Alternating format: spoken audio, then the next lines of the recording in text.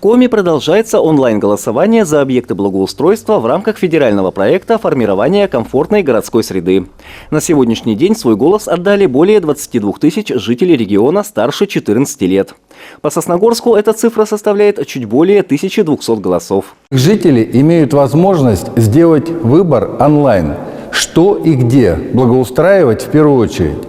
Задача федерального проекта формирования комфортной городской среды – преобразить города и поселки, сделать их более уютными и удобными для жизни. Сосногорцы могут проголосовать за один из 6 объектов. Это общественные пространства в 3 частях города. В рамках благоустройства здесь могут появиться новые детские площадки, пешеходные дорожки и наружное освещение. 2 объекта, набравших большее количество голосов, и будут благоустроены в 2022 году. Пока среди лидеров территория между школой номер 3 и домом 26А в 6-м микрорайоне и тротуар вдоль улицы Первомайской до Кадетской школы. Уважаемые жители республики, у вас еще есть время принять участие в рейтинговом голосовании проекта формирования комфортной городской среды. От вашего выбора зависит, станет ли соседний пустырь детской площадкой и появится ли рядом с вашим домом новый сквер. Давайте сделаем так, чтобы уютных и комфортных мест в наших городах стало больше. Напомним, что сроки голосования единые по всей стране с 26 апреля по 30 мая. Сделать свой выбор можно на портале 11.городсреда.ру. Проголосовать помогут и волонтеры. Их можно будет встретить в каждой части города. Андрей Калиничев, Павел Дурников, Вести Тимана, Сосногорск.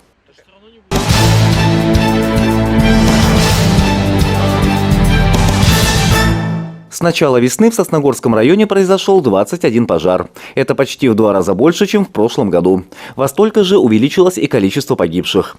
Как отмечают в отделе надзорной деятельности и профилактической работы, зачастую причиной возгорания служит человеческий фактор. С начала весны на территории муниципального района Сосногорск произошли такие пожары, как в дачных обществах. Их уже было 5. 8 пожаров произошло по горению мусора и хозяйственных построек. Основными причинами остаются это эксплуатация старой электротехнической продукции, неисправных печей, а также неосторожное обращение с огнем. Зарегистрированы такие случаи, как нарушение требований пожарной безопасности при розжиге мангала, а также розжиг печи с использованием легковоспламеняющихся жидкостей, горючих жидкостей. Лесных пожаров в Сосногорском районе в этом году не зафиксировано. Однако в 2020-м случались и они.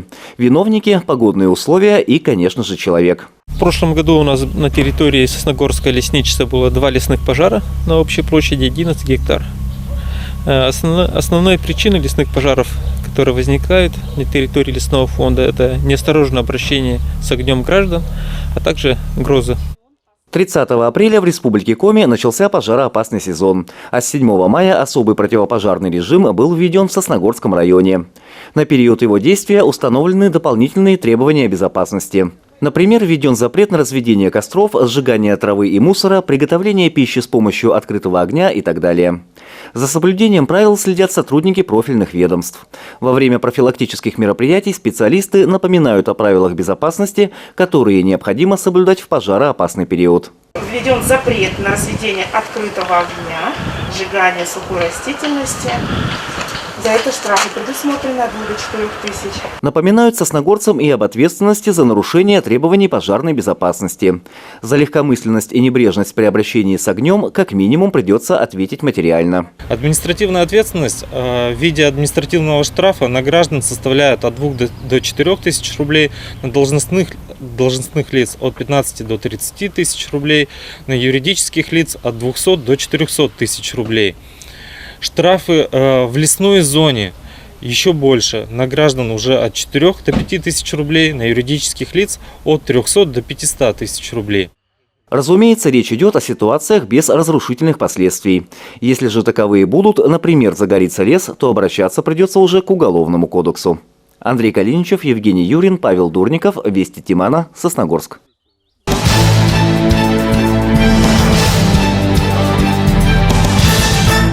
Господдержку семей обсудили в ходе прямой линии в общественной приемной главы Республики Коми по Сосногорску. На вопросы отвечала начальник отдела назначения пособий и компенсаций Центра социальной защиты населения Юлия Бырканова. Конечно, звонивших жителей района интересовали выплаты, обещанные президентом во время обращения к Федеральному собранию. Оказалось, что законодательной базы для этих выплат пока нет. Как только она появится через интернет и средства массовой информации, население обязательно будет оповещено. Жительница Сосногорска Елена поинтересовалась, в каких случаях студент может получить социальную стипендию. Для того, чтобы получить социальную стипендию, у вас по месту учебы ребенка, вашего студента, потребует документ, подтверждающий, что гражданин получил государственную социальную помощь. Государственная социальная помощь предоставляется у нас малоимущим гражданам. То есть для того, чтобы получать социальную стипендию, необходимо сначала оформить статус малоимущей семьи, ну, по крайней мере, подать на этот статус и посмотреть, подходит ли семья по доходам под статус малоимущей. И если семья будет признана малоимущей, ей автоматически назначается государственная социальная помощь, а значит, выдается справка для получения социальной стипендии. Спрашивали жители района и о пособии на детей от 3 до 7 лет. Оно начисляется только в заявительном порядке и тоже зависит от доходов заявителей. Для оформления пособия на детей от 3 до 7 лет любой гражданин, проживающий на территории Российской Федерации, может обратиться с заявлением. Сразу хочу сказать, что у нас на территории Сосногорского района необходимо, чтобы гражданин был прописан у нас либо временно, либо постоянно на территории Сосногорского района. И тогда, не имея статуса малоимущей семьи, здесь не завязано со статусом малоимущей семьи эта выплата, то есть мама или папа может обратиться для назначения пособия от 3 до 7 лет. Поговорили на прямой линии и о многодетных семьях. Вопрос о возрасте детей задала жительница Сосногорска. Юлия Бырканова разъяснила, как только в семье, где 3 ребенка, наступает совершеннолетие одного из них, статус многодетной семьи снимается. То есть, чтобы иметь такой статус, 3 детям в семье должно быть менее 18 лет. При наступлении совершеннолетия одного из 3 детей многодетной семьи меры социальной поддержки прекращаются. Таков закон. Андрей Калиничев, Наталья Максимова, Евгений Юрин, Вести Тимана, Сосногорск.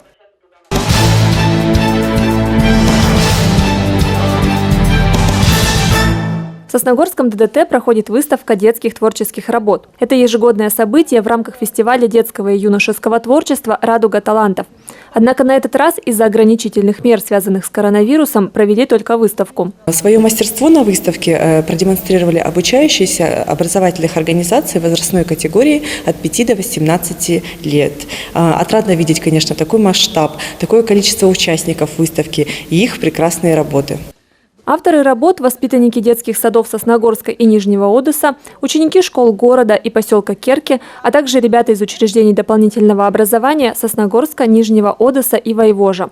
На выставке более 300 экспонатов. Виды искусства самые разные – от рисунка до поделок из различных материалов. Декоративно-прикладное творчество представлено разнообразием техник. Работа из фоамирана, декупаж, работы из бисера, из пенопласта, из глины, из теста, из джута. Это коллажи, это работа из бумаги и многое-многое другое. В этом году выставка посвящена юбилею Республики Коми, поэтому многие экспонаты отличаются национальным колоритом. Карты, макеты, панно, рукоделие и даже экзотические музыкальные инструменты. Вот такой музыкальный инструмент представлен детьми объединения «Предметный дизайн» Дома детского творчества. И изготовлен из борщевика и использован природный материал. Вдохновил юных творцов и Сосногорск. Ребята изобразили в скульптуре местные достопримечательности – глухаря, паровоз, стелу, фонтаны. На выставке представлены и труды воспитанников секций Дома детского творчества. Например, модели самолетов и автомобилей. Педагоги ДДТ провели экскурсию для своих подопечных и рассказали о работах их товарищей. Многие ребята тоже увлекаются творчеством. Мне нравится рисовать пейзажи, можно сказать, цветы в вазе. Мне все нравится. Я увлечена этим. В ДДТ привозят некоторые мои работы. Была моя работа «Самая красивая Снегурочка». Я вот сегодня рисовала цирк. Чем рисовал? Карандашами. Цветными и простыми. Я очень это люблю, потому что Нужно хоть и много времени, но бывает получается красиво, что можно даже не налюбоваться. Организаторы надеются, что в следующем году фестиваль «Радуга талантов» пройдет в полноценном формате, и дети смогут поучаствовать в творческих мастер-классах. Полина Бастракова, Евгений Юрин, Вести Тимана, Сосногорск.